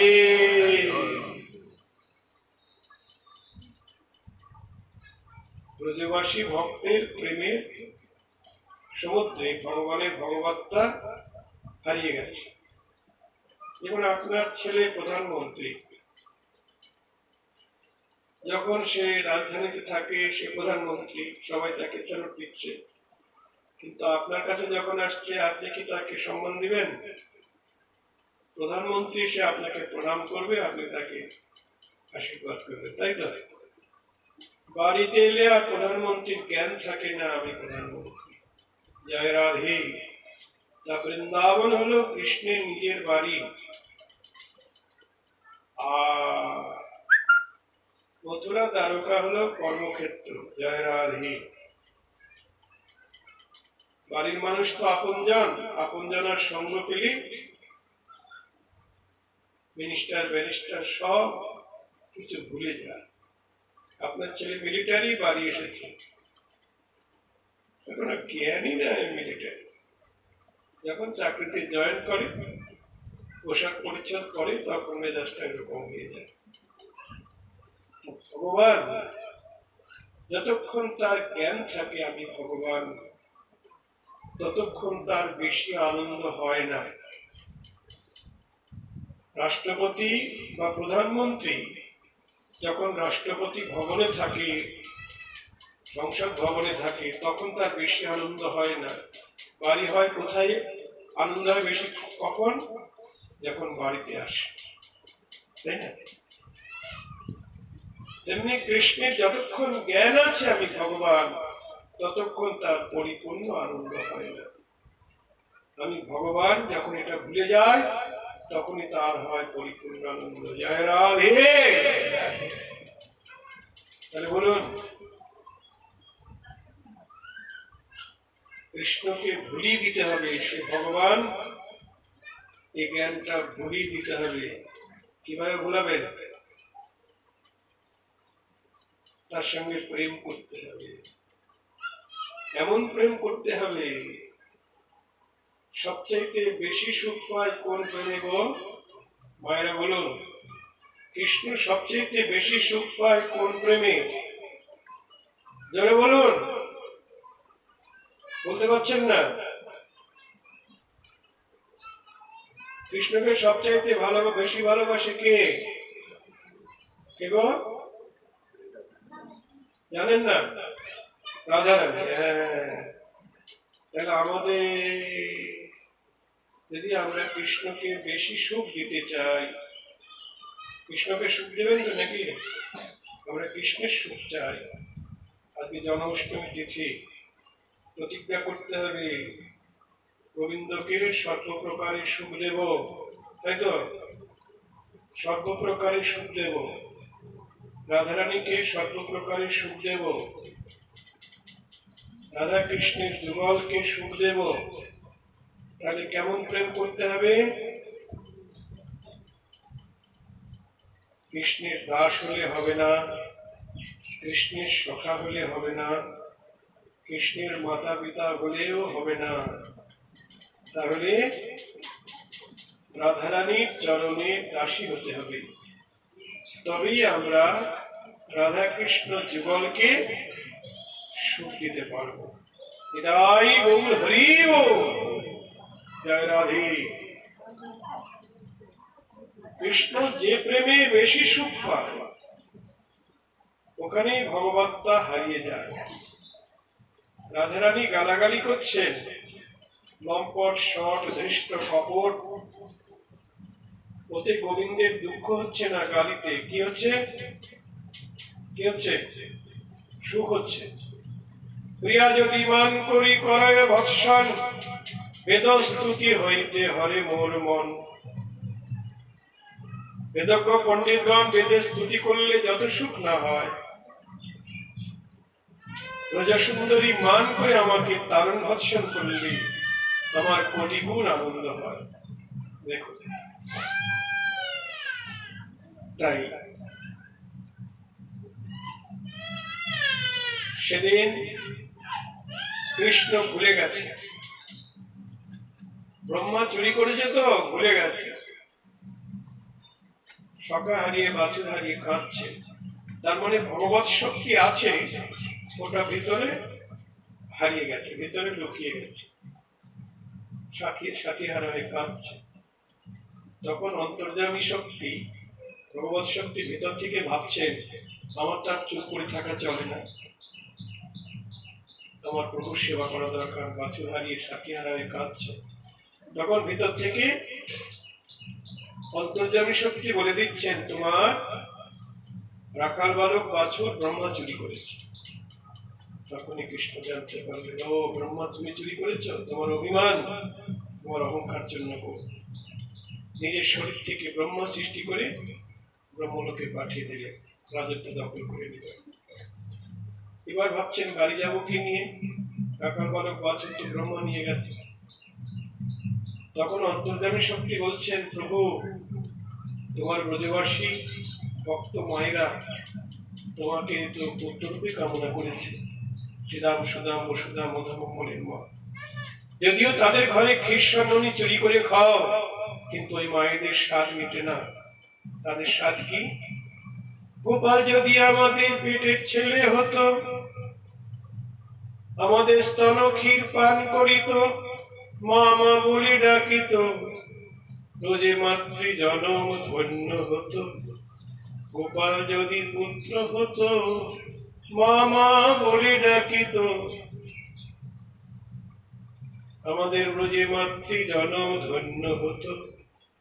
শুধু ওই মায়েরা নয়, অন্তর্যামী শক্তি আরো বলছেন, ও প্রভু যে বাছুরগুলি নিয়ে এসেছো, ওই বাছুরদের মায়েদেরও কামনা, যদিও তাদের বাটির দুধে ক্ষীর ননি তৈরি হয়, তুমি খাও, কিন্তু গাভীদের আশা বেটো। কি আশা? গোপাল যদি আমাদের বাছুর হতো, বাছুর হয়ে বাটি মুখ দিয়ে ক্ষীর পান করিত, রোজে পশু জন ধন্য হতো। বলি গোপাল যদি বাছুর হতো, রোজে পশু জন ধন্য হতো। বাটে মুখ দিয়ে ক্ষীর পান করিত, সেই দিন মোদের কবে বা হবে, গোপাল যদি বাছুর হতো। অন্তর্যামী শক্তি বলছেন, প্রভু আজকে তোমার সুযোগ। ব্রহ্মা রাখাল বালক বাছুর চুরি করে নিয়ে গেছে, এই সুযোগে তুমি ব্রজবাসী মায়েদের এবং গাভীদের বাসনা পূর্ণ করো। কৃষ্ণ বলছে, হ্যাঁ আজকে সুযোগ, একমেই বহু সম, আমি এক আছি, বহু হব। বহু রূপ ধারণ করলেন। যত রাখাল বালক এসেছিল তত রাখাল বালকের রূপ ধরলেন, যত বাছুর এসেছিল তত বাছুরের রূপ ধরে এবার গোষ্ঠ থেকে ঘরে ফিরলেন। শ্রীরাম রূপে শ্রীরামের মায়ের কোলে উঠে আদর্শ হার নিচে রাখলেন, সুবল রূপে সুবলের মায়ের কোলে উঠে স্তনক্ষীর পান করতে লাগলেন। প্রত্যেক ব্রজমায়ীদের আদর্শ হার নিতে লাগলেন তাদের পুত্র হয়ে, এবং প্রত্যেক গাভীর বাছুর হয়ে বাটে মুখ দিয়ে দুগ্ধ পান করতে লাগলেন। গাভী তাকে স্নেহে জিহ্বা দিয়ে আদর করতে লাগলেন। একদিন দুদিন নয়, এইভাবে 1 বছর গোবিন্দ রাখাল বালক এবং বাছুর রূপে ব্রজবাসী মায়েদের এবং গাভীদের বাসনা পূর্ণ করেছিলেন। ব্রহ্মা নিজের রাজধানী থেকে দেখলেন রাজধানী দখল হয়ে গেছে। ওই রাজধানীতে যাওয়া আসার যে সময়টা, ওটা আমাদের 1 বছর, আমাদের নরলোকের বিচারে 1 বছর। দেখুন, আমি আপনাদের কাছে বলেছিলাম, যদি কারো পুত্ররূপে কামনা থাকে কৃষ্ণকে অবশ্যই পূরণ করিবে। গোবিন্দ যে যথামাং প্রবদ্ধন্তে স্তাং ততৈব ভজাম্যহম, যে আমাকে যেরূপ ভাবে কামনা করে আমি তাকে সেইরূপ ভাবে অনুগ্রহ করি। তাই গৌর হরি গৌর। তাই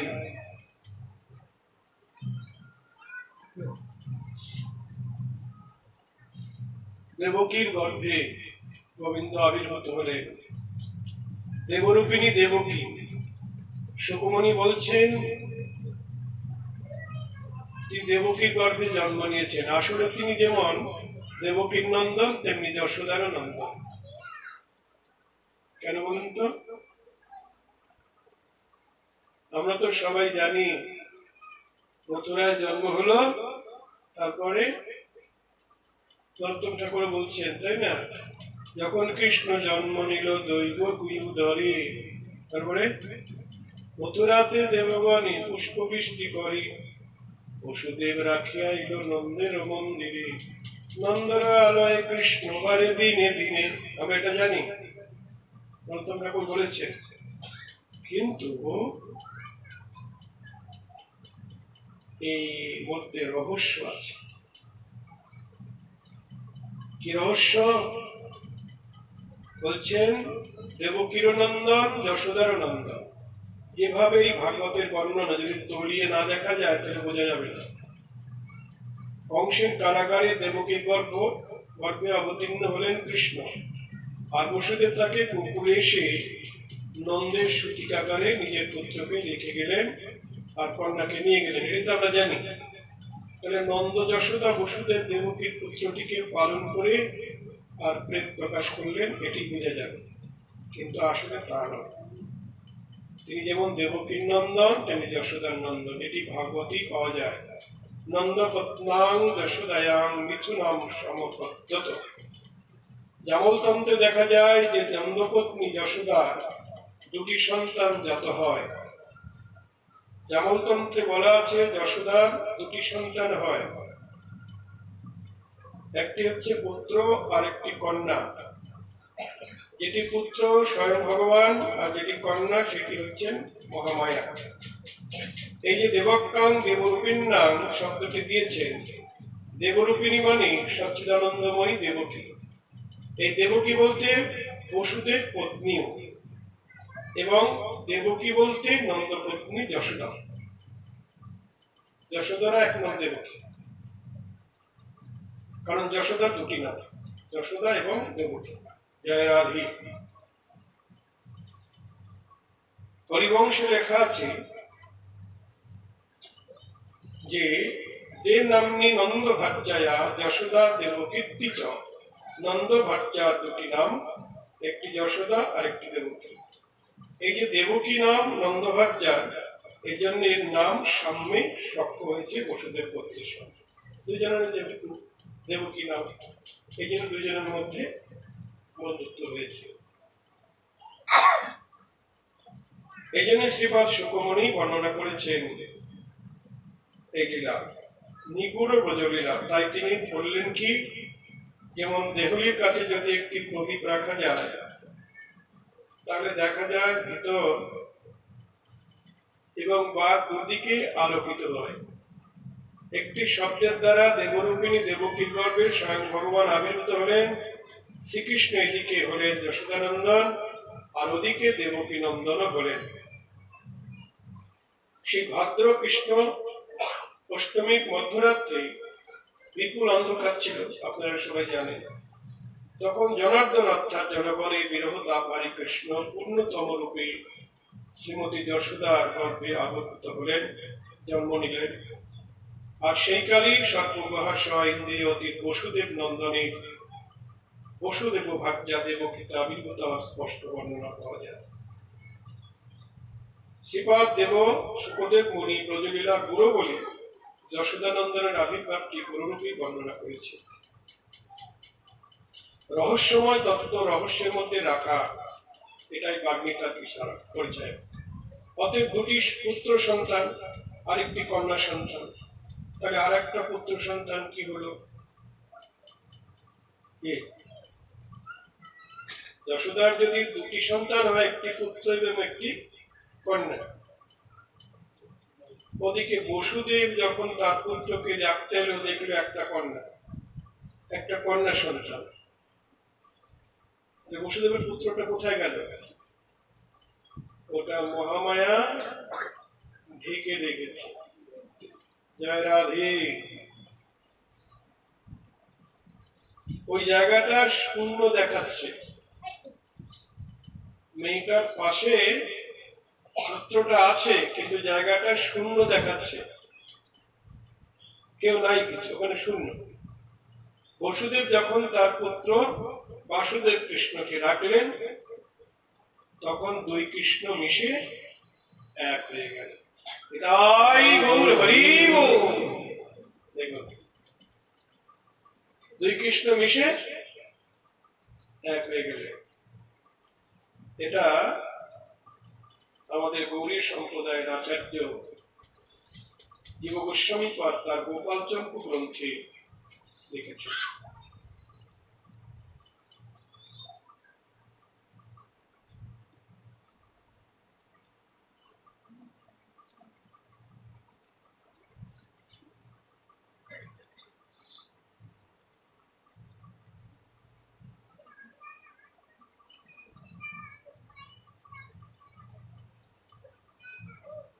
বসুদেব মহাশয় এবং দেবকে দেখছেন চার হাত, অতএব কৃষ্ণ ঈশ্বর বালক, আর পুত্র রূপে এসেছেন, অতএব পুত্র জ্ঞানে যে একটা সম্বন্ধ, সেটি সংকুচিত হয়ে গেল, শিথিল হয়ে গেল।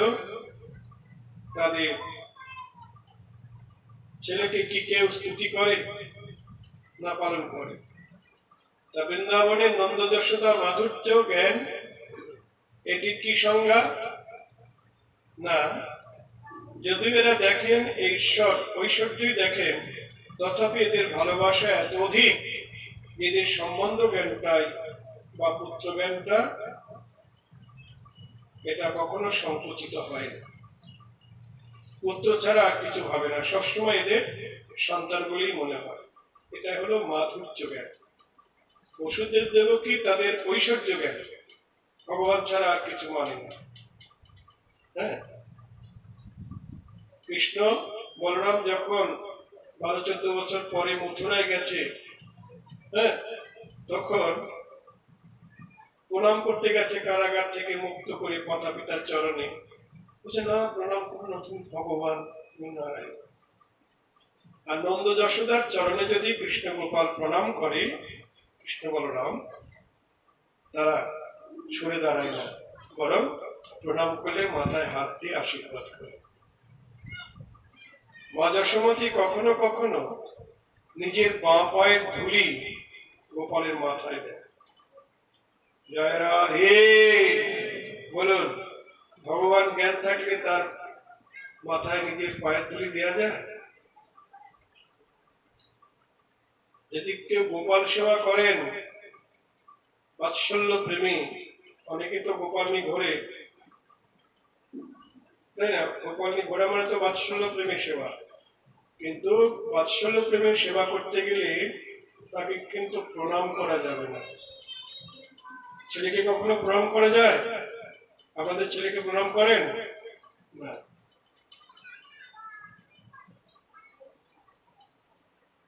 সাধু সাবধান, পারলে আশীর্বাদ করবেন।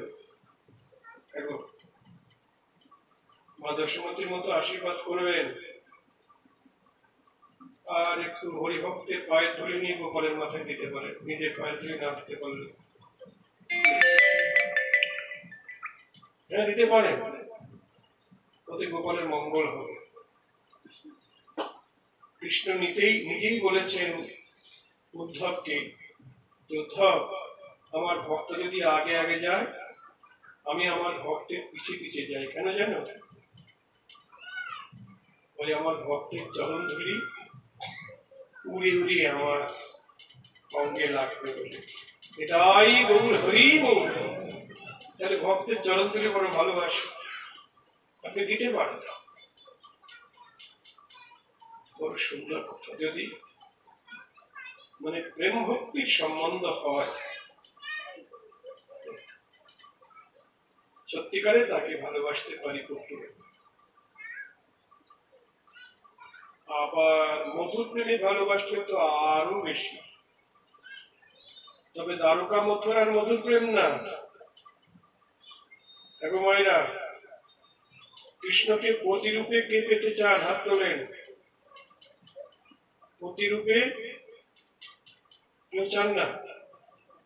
কৃষ্ণকে প্রতিরূপে কেউ চান না? পুত্ররূপে কে কে চান?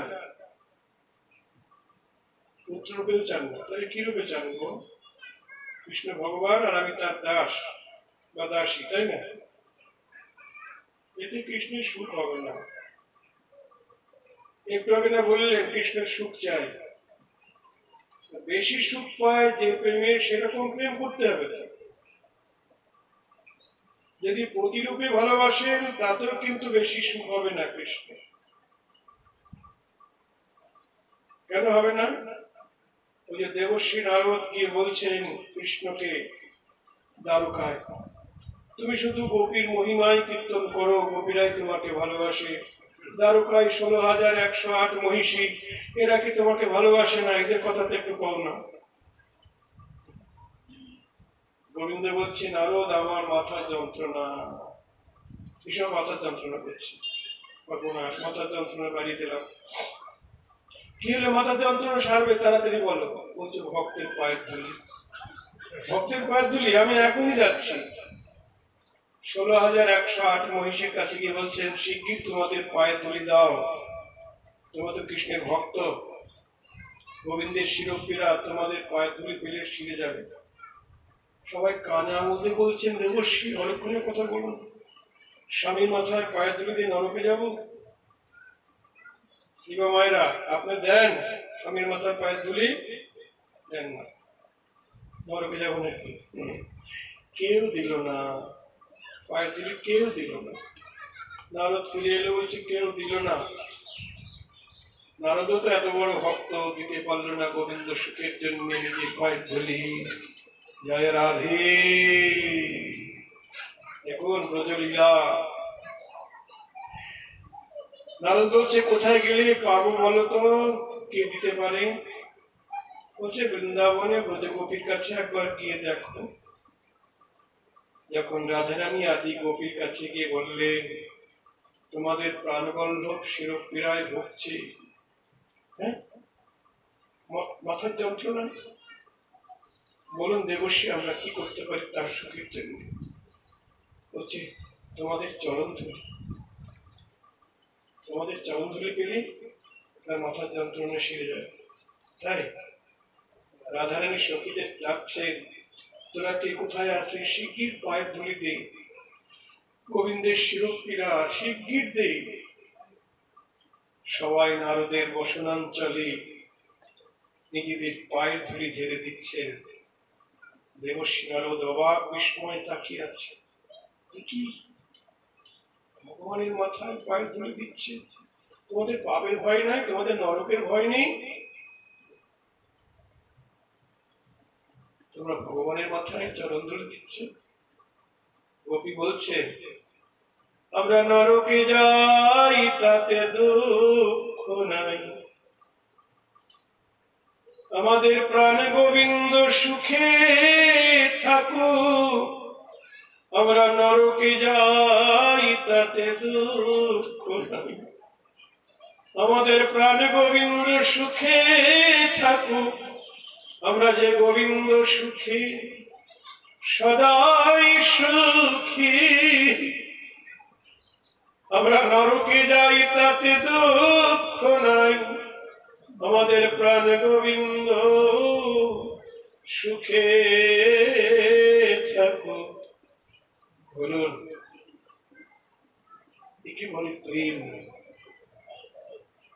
গোবিন্দ সুখের জন্য নরকে যেতে রাজি।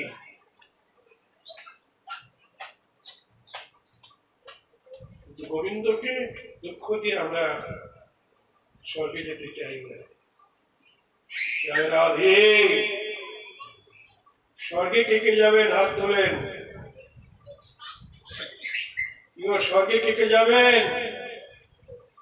কেউ যাবেন না স্বর্গে? স্বর্গ ভালো জায়গা নয়, স্বর্গে যাবেন না। পুণ্য যে সুখের ধাম, তার না লইও নাম, পুণ্য মুক্তি দুই ত্যাগ করি। পুণ্যের ফল স্বর্গ। আমরা বৃন্দাবনে যাব, আমাদের গন্তব্যস্থল বৃন্দাবনে। সেখানে কি কি করবো? যে রাধা কৃষ্ণে সেবা পাব, এই অভিলাষী নম তুলসী কৃষ্ণ প্রেয়সী নম।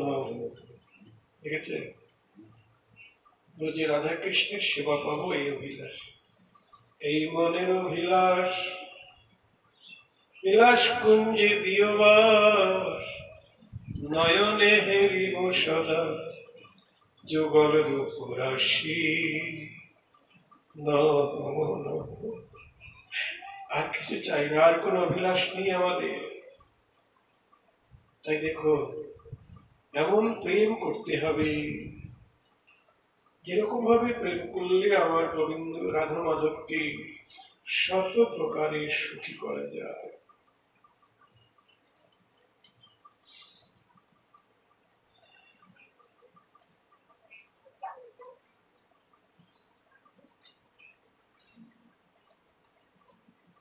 কৃষ্ণ নিজেই বলছেন, আমার ঈশ্বর ভাবে নিজেকে মানে হীন, তার প্রেমে বশ না হই অধীন।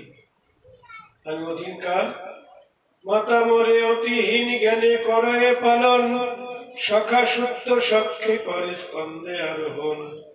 ইহা যদি মান করি করে ভৎসন, বেদস্তুতি হইতে হরে মোহন মন। অতি আমার বেশি সুখ।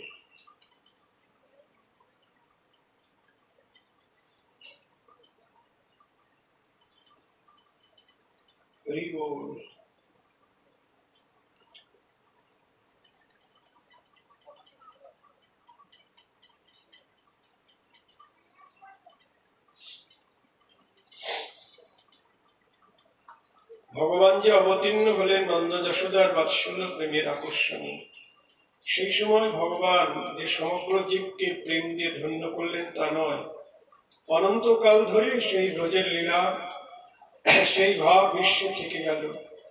এই লীলা যারা শ্রবণ করবেন তাদের হৃদয়ে ব্রজভাবের প্রতি আকর্ষণ জাগবে, লোভ জাগবে, এবং তারাই ব্রজ মাধুরী আস্বাদন করে ধন্য হতে পারবেন। সুতরাং এই বস্তু যিনি অনন্তকালের জন্য দান করে গেছেন তার নাম নন্দ। তারপরে শুক্রমণি মহারাজ পরীক্ষিতকে বলছেন, সন্তান জাত হওয়ার স্তবস্তুতি করলেন দেবকী বসুদেব, কিন্তু নন্দ মহারাজ স্তুতি করলেন না। তিনি কি করলেন? পুত্র জন্মালে কি করতে হয়? জাতকর্ম করতে হয়, তাই না? সন্তান জন্মলে তার জাতকর্ম করাতে হয়। এটা হলো ওখানে ঐশ্বর্য জ্ঞান, এখানে বিশুদ্ধ বাৎসল্য জ্ঞান।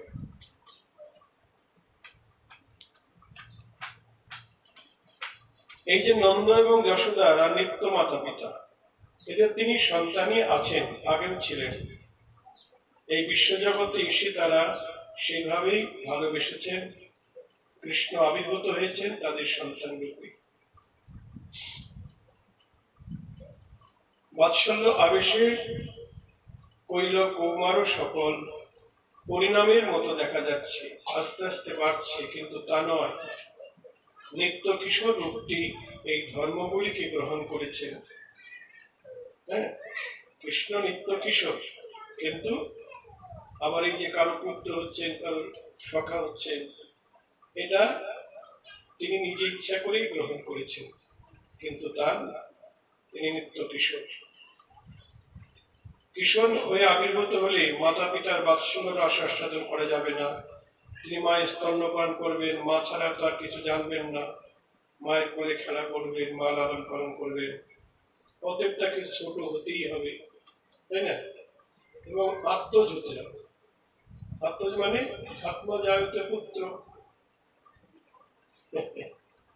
হরি বল। কৃষ্ণ বলছেন জন্ম কর্মস্থ যো ব্যক্তি তত্ত্বত, আমার জন্মকর্ম সম্বন্ধে যে জানে, আমার জন্মকর্ম সব দিব্য, আর সেই দিব্য কর্ম জন্মকর্ম সম্বন্ধে যারা জানে, ত্যক্তা দেহং পুনর্জন্মম নৈতি মামেতি সর্জনা, যারা আমার জন্মকর্মের তত্ত্ব জানেন তাদের আর জন্মকর্ম হয় না। হ্যাঁ, ভগবান বলছেন।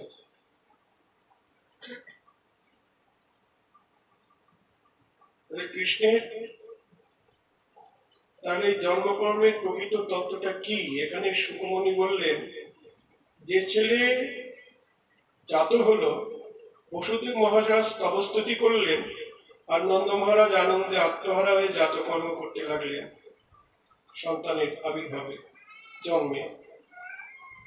কথা তো এত সহজ নয়, সাক্ষাৎ স্বয়ং ভগবান আসছেন সন্তান হয়ে, অতএব তত্ত্ব জেনে নিতে হবে। তত্ত্বের উপরেই তো রসের প্রতিষ্ঠা।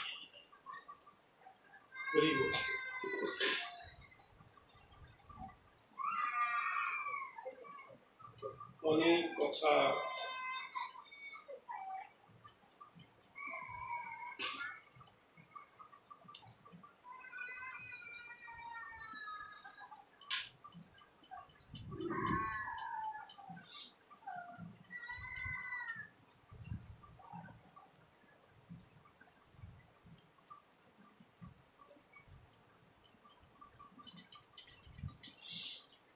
অনন্ত লীলা তো ভগবানের আছে, যদি বৃন্দাবন লীলা না থাকে তো ক্ষতি কি? বললেন ব্রজলীলা না হলে কৃষ্ণের স্বয়ং ভগবত্তার সিদ্ধি হবে। বৃন্দাবন লীলা না হয় তাহলে এত গুণ আছে, অনন্ত গুণ, এগুলি কি দিয়ে অভাব পূরণ হবে না? অন্য গুণ দিয়ে। বললেন ভগবানের অনন্য গুণে ভক্তের অরুচি হয় না, এগুলি না থাকলে ব্রজভক্তি সিদ্ধি হবে না। এজন্যই বলেন যারা এগুলি তত্ত্ব জানেন তাদের জন্মকর্ম থাকে না। এখানে সুকমণি বললেন, মহারাজ নন্দ মহারাজ হলেন মহারাজা বা মহামনা। তিনি মহামনা কেন না? ভাগবতে এ কথা নেই, কিন্তু আমাদের জীব গোস্বামীপাদ গোপাল চম্পতে লিখেছেন যে নন্দ মহারাজের বয়স হয়ে গেল, নন্দ যশোমতির কোনো সন্তান নেই। খুব মনোযোগ দিয়ে শুনবেন। নন্দ মহারাজের বয়স হয়ে গেল, কোনো সন্তান নেই, তিনি রাজা। তখন প্রজাগণ উপনন্দ আদি সকলে মিলে বুদ্ধি করে যুক্তি করে পুত্রেষ্টি যজ্ঞের আয়োজন করলেন, জয় রাধে, যাতে নন্দ যশোমতির একটি সন্তান হয়। কিন্তু নন্দ মহারাজ উদাসীন, তার কোনো আগ্রহ কিছু নাই,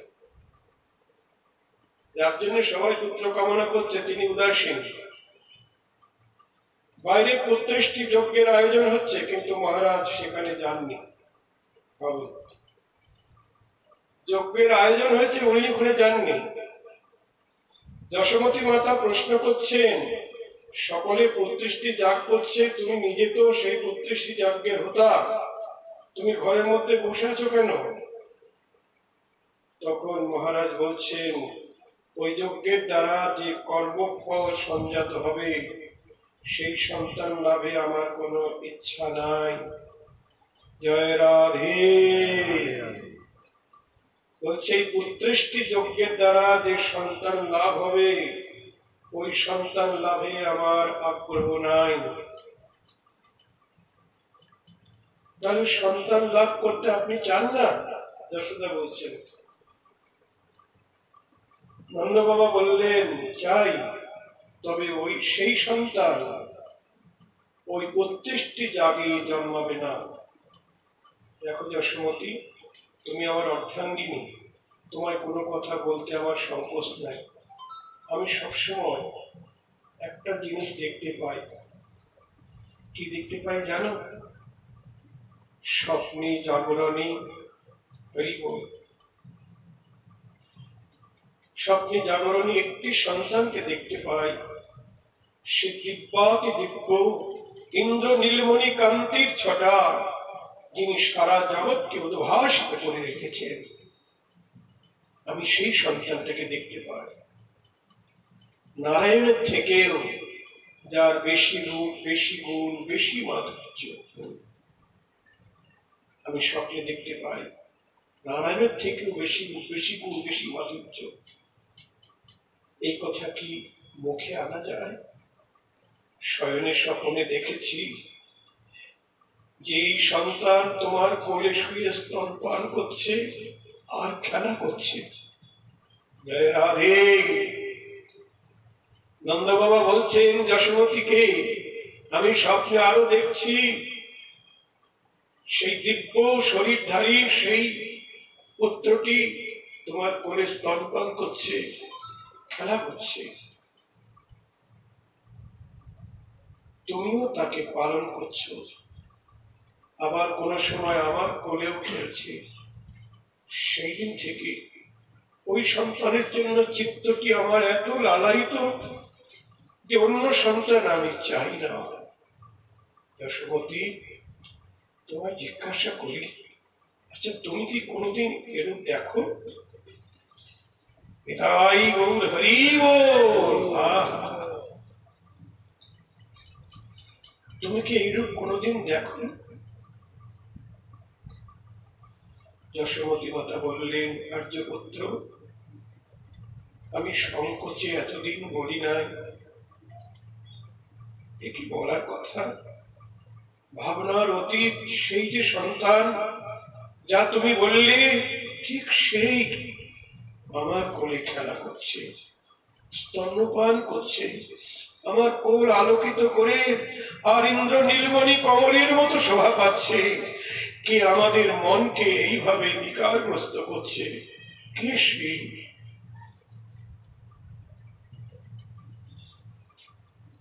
দেখো যশোমতী, তুমিও যখন ওই রূপ দেখেছ আর আমি যখন দেখছি,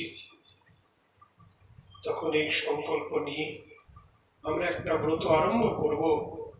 এই দ্বাদশী ব্রত একেবারে সব নিয়মাদি অঙ্গে আরম্ভ করব, সঙ্গে আরম্ভ করব।